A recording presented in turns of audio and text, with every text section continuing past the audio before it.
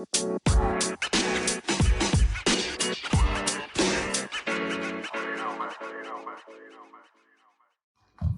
guys, welcome to the second podcast, Money Talk. Today we're talking about anxiety, which is quite an important topic, as well as exam stress. We've got a few more advice with us today.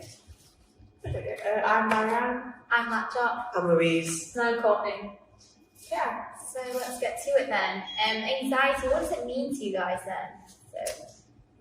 Well, the term anxiety is defined as like a flight or fight response. A lot of people who suffer with it kind of think that it's an emotion that kind of consumes you, when technically it's just fight or flight. I think for me, and how to deal with anxiety is kind of deconstructing it. Yeah. It's one of my tips. Kind of start off like that. Yeah, breaking it down, is that kind of. Yeah. I think a lot more people suffer with anxiety with the current situations, COVID and exams and everything, is just making anxiety occur a lot more in young people.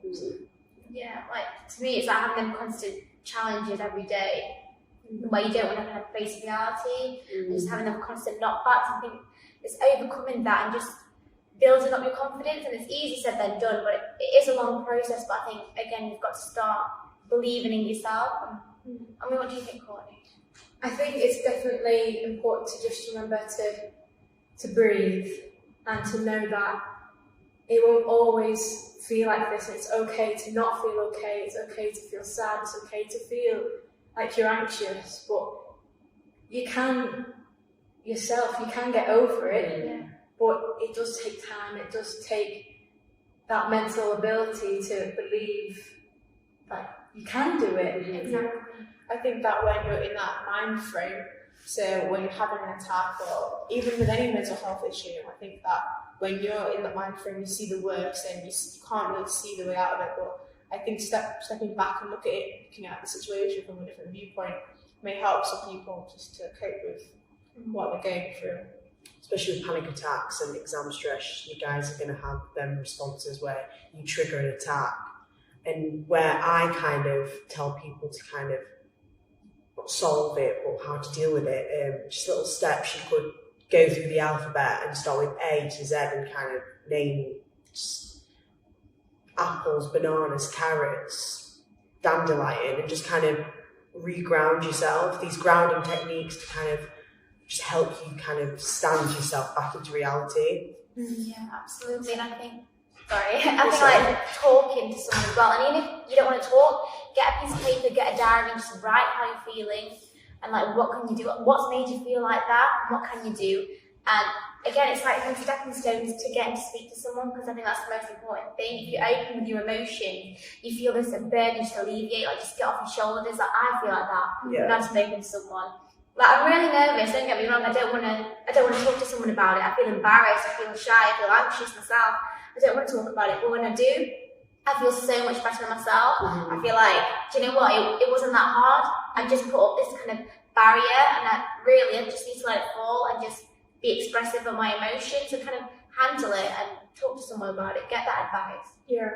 Which comes to With Me in Mind and the service that we promote. I've actually took part in, and it helped me look at anxiety in such a different way. I didn't see it as a burden, I saw it as something I can utilise and harness that and just become more of a powerful person, that my emotions don't get a hold of me and I can express myself in many different ways now. Yeah, I think definitely it's about celebrating those little triumphs as well. So even when you start the day, don't put it to a negative. Get up in the morning, get dressed, have a cheeky cup of tea, have your breakfast where you can see outside, where you can hear the birds. Just always try your best just to not let what's going on around you put you down, and as I said, celebrate those small triumphs. Doesn't matter how small, it can be big to you. Yeah. I think that's the most important thing as well. Yeah, be the best you can be. Yeah. And nature is this themes of Mental Health Awareness Week, and I think that it's a great thing because it's so, when you go out into nature, it can ground you, like Louise was saying, it can help you so much just to focus and wrap your head around things and understand your situation fully. I think that going out into nature, going for walks, just clearing your headspace would be a great help. But if anybody is suffering with any mental health issues, well, we have all help of lots of services and help on our page in the stories on our front page. So yeah, have a look at our page. Yeah, all links will be in the description, and because it is going to be a nature-themed week for mental health awareness, go out in the garden, go out on a walk, take photos, tag us in them. We want to see what you guys are up to. We want to see you embrace nature and empowering yourself and embracing mental health, because it's so important. If you've got a healthy mind, you've automatically got a healthy body, I think, and it's just looking after yourself. So. Again, if you are struggling, please check out With Me in Mind. There's so many services to do with OCD, anxiety, exam stress, anything. It's an intervention process. You don't have to go straight to CAMS. It's great, and really just get yourself involved.